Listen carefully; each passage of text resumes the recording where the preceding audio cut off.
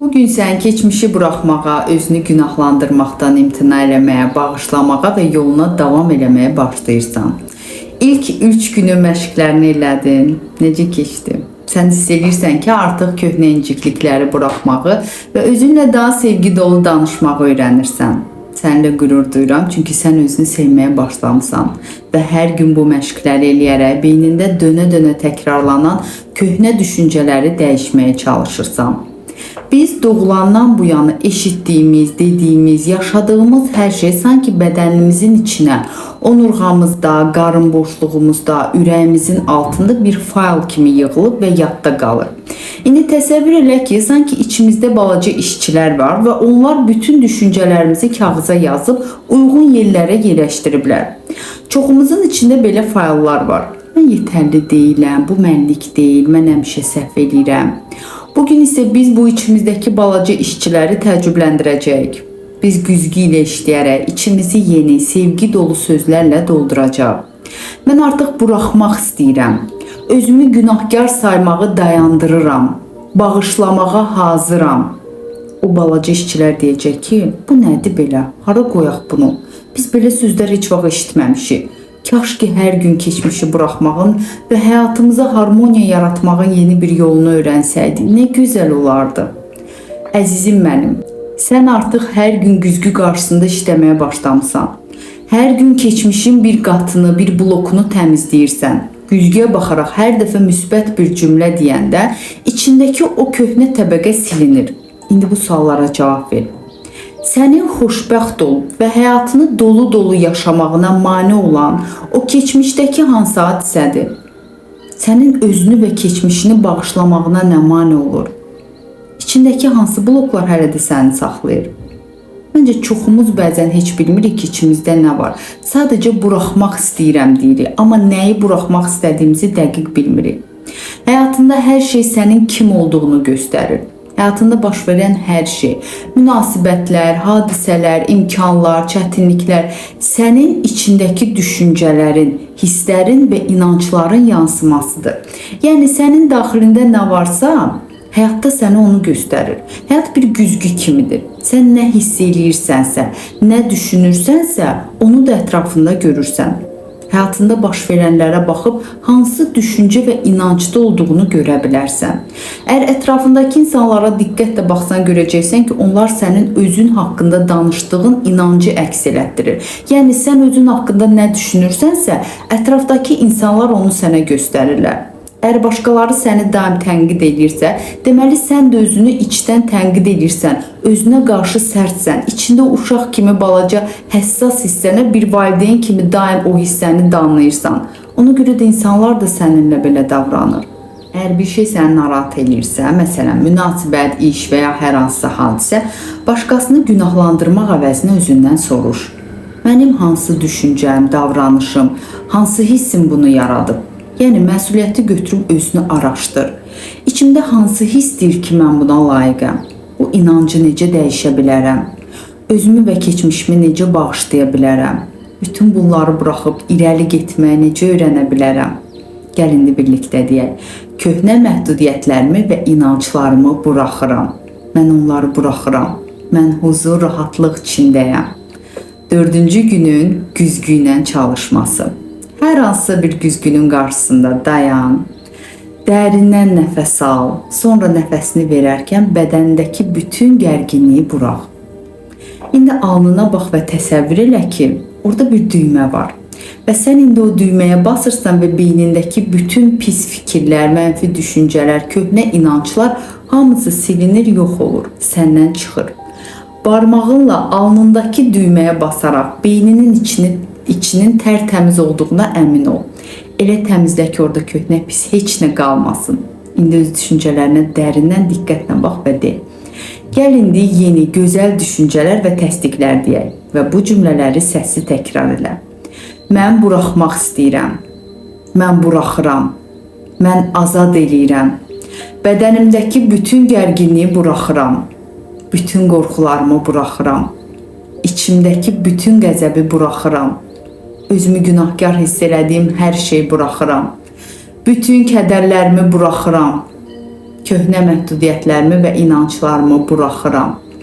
Bunların hamısını buraxıram və rahatlıq içindəyəm. Özüm ilə barışıram və sülh içindəyəm. Həyatın axışı ilə razıyam, rahatam. Mən güvəndəyəm. Bu cümlələri 2-3 dəfə təkrarla. Gün ərzində hər dəfə ağlına xoşuna gəlməyən bir düşüncə gələndə balaca əl güzgünü çıxarırsan və bu cümlələri yenidən təkrarla. 4-cü günün yazısı.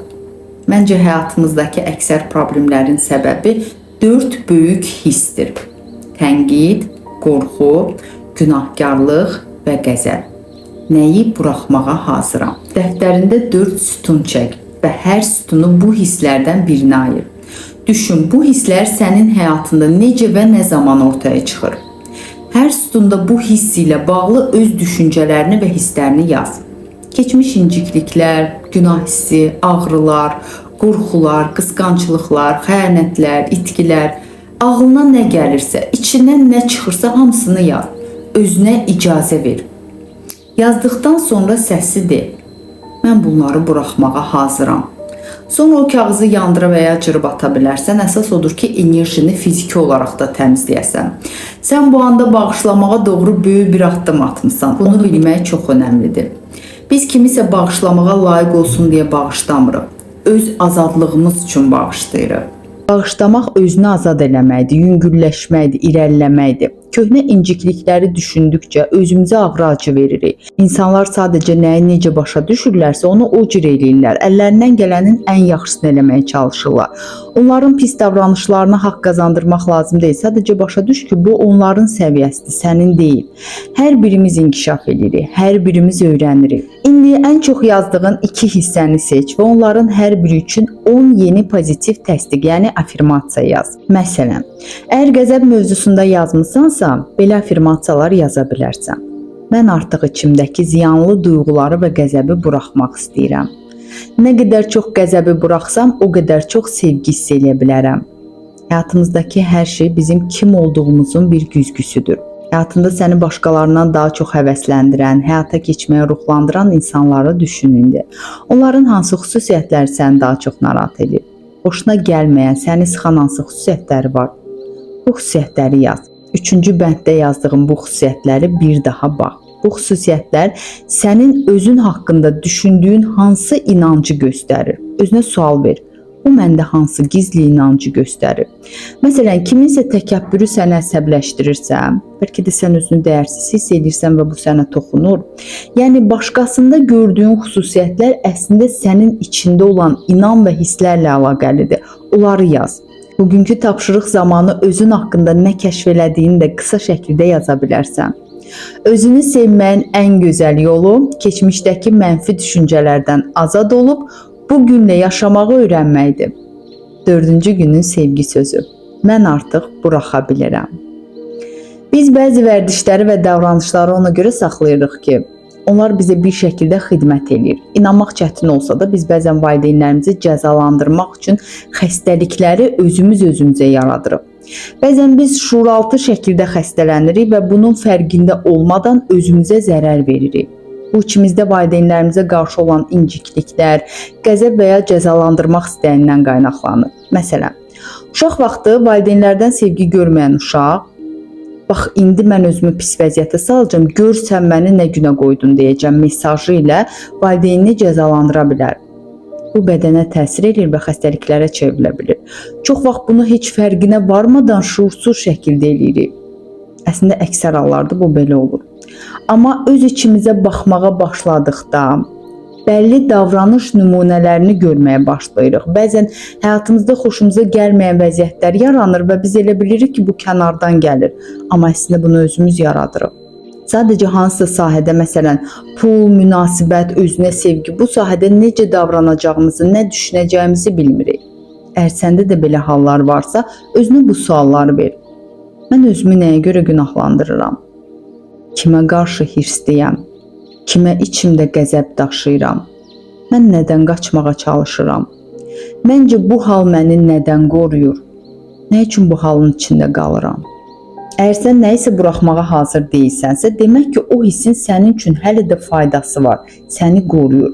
Əgər keçmiş bir acını, incikliyi, qorxunu və ya bir insanı buraxa bilmirsənsə, deməli bu hissin və ya vəziyyətin sənə gizli faydası var. Bəlkə də bu hiss sənə qurban olmağa imkan verir ya da məsuliyyəti başqasının üstünə atmağa kömək edir. Məsələn, əgər keçmişdə səni incidən birini bağışlaya bilmirsənsə, bu bəlkə də sənə haqlı olmaq haqqı verir. Bu da daxili rahatlıq verir və sən dəyişmək istəmirsən. Yəni buraxa bilmədiyin şey sənə nə isə qazandırır. Şəfa tapmaq üçün o faydanı dərk eləmək lazımdır. Bu hissi içində saxladıqca onu buraxmağa çalışmaq nəticə verməyəcək. Amma əgər buraxmağa həqiqətən də hazırsansa, bunu elə və əmin ol ki, özünü yüngülləşmiş, rahatlaşmış hiss eləyəcəksən. İndi keçək 4-cü günün meditasiyasına. Yeni 10 illiklərə qapı. Təsəvvür elə ki, qarşında yeni bir qapı var. Bu qapı səni böyük şəfa dolu illərə aparır. Keçmişdə başa düşə bilmədiyimiz şəfa indi bizim üçün açılır. Hazırda içimizdəki möhtəşəm potensialı kəşf eləmək prosesindəyik. Biz öz içimizdə olan, bizə cavabları verən və bizi ən yaxşı yola aparmağa hazır olan o güclü hissəmizlə əlaqə qurmağı öyrənirik. Təsəvvür elə ki, o qapı yavaş-yavaş açılır və sən tam şəfa almaq üçün içəri girirsən. Çünki hər bir insan üçün tam olmaq fərqli mənalar daşıyır. Bəzilərimizə bədən şəfası, bəzilərimizə ürək rahatlığı, bəzilərimizə isə zehnin sakitliyi lazımdır. Biz indi içimizdə ehtiyac duyduğumuz şəfaya açığıq və onu qəbul eləməyə hazırıq. Biz bu şəfa və inkişaf qapısını sonuna qədər açırıq və içimizdən keçərkən güvəndə olduğumuzu hiss edirik, bunu bilirik və bu bir həqiqətdir.